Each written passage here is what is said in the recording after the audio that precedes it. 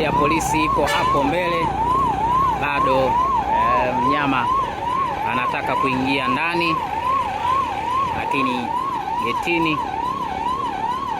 geti halijafunguliwa na polisi wakiwa wanaendelea kuwatuliza makomando wa pande zote mbili.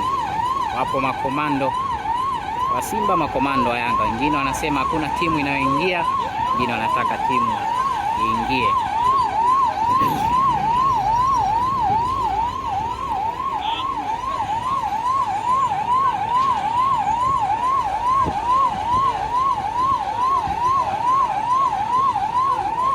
Nje ya uwanja mambo ndo kama hivi.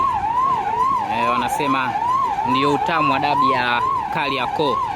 Kila mmoja anatetea maslahi yake, kuona yanaenda vizuri.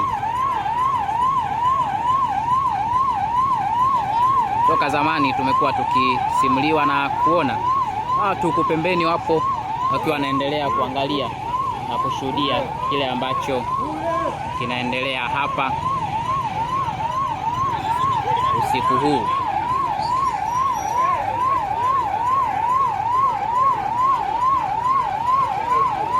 Ngoja tuone itakuwaje.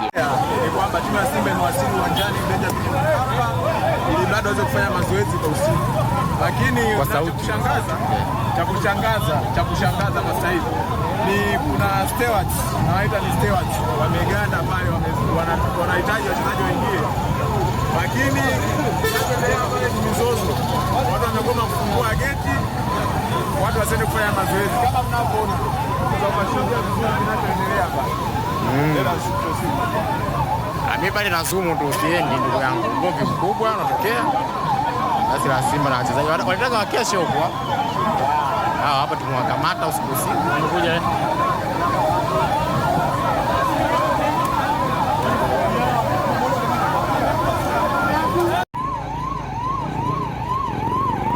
gari ya polisi iko hapo mbele, bado mnyama anataka kuingia ndani, lakini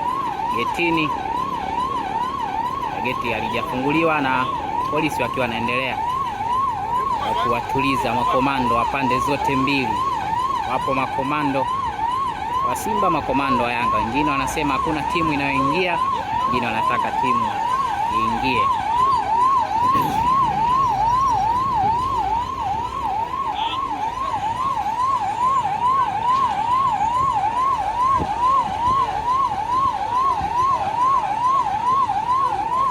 Nje ya uwanja mambo ndo kama hivi. Wanasema ndio utamu wa dabi ya Kariakoo. Kila mmoja anatetea maslahi yake, kuona yanaenda vizuri. Toka zamani tumekuwa tukisimuliwa na kuona watu huko pembeni wapo wakiwa wanaendelea kuangalia na kushuhudia kile ambacho kinaendelea hapa usiku huu.